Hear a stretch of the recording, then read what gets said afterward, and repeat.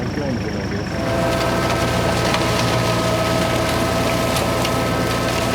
Bij het klooster Hoogguts ligt ook een kloostertuin. Is nog niet helemaal af. Sterker nog, er moet nog veel werk worden verricht. Daarvoor verantwoordelijk is Guido Hambeukers. Guido, je gaf net een opdracht. Wat moest hij gaan doen? Of wat doet hij nu? Nou, Twan is bezig met het maaien, het mulchen van de groenbemester. Ja. En dat wil zeggen dat die klein gemaakt wordt en later omgespit, zodat we goede grond terugkrijgen. Mulchen. Mulchen. Ja. Mooi woord, hè? Ja. Ja, maar er moet nog veel meer gebeuren, hè? Ja. Oh god.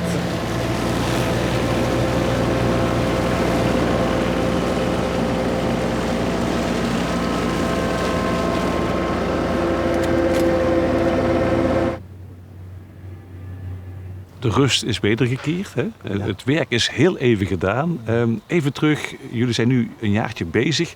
Wat is er allemaal gebeurd hier? Wat wij vooral wilden was het terugbrengen van een tweedeling in de tuin. Enerzijds een stukje recreatie aan de achterkant van mij. Anderzijds een stukje nutstuin, gebruikstuin. Ja. Dat herontwikkelen. We hebben een ommuurde kloostertuin. Op zich al heel speciaal, want daar hebben we er niet zoveel van. Die levert ons een prachtig klimaat om te tuinieren. Een heel vriendelijk klimaat. Oh ja, hoe werkt het dan, die Ja. muur? We hebben minder last van de wind. En aan de andere kant, de zon schijnt de tuin in. En door de muren wordt de warmte beter vastgehouden. Ja.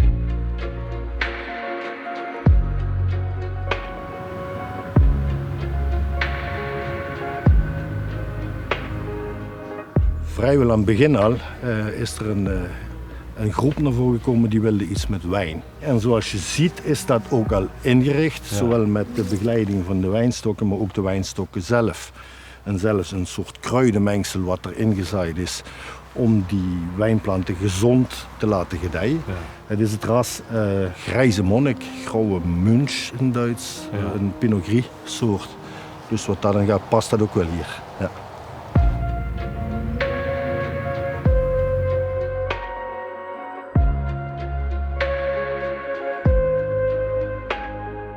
We staan eigenlijk op een oude begraafplaats, horende bij het klooster.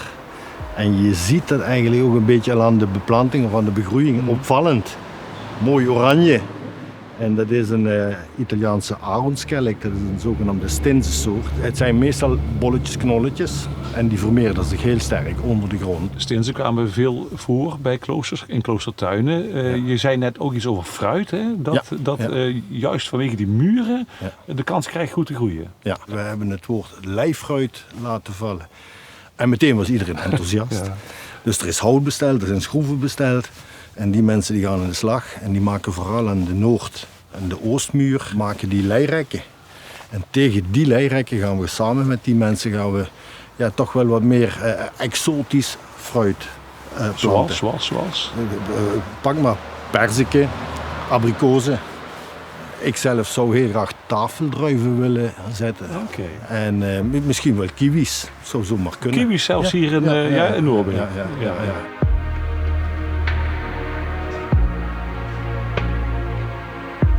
En we sluiten af bij het theehuisje, de Gloriette.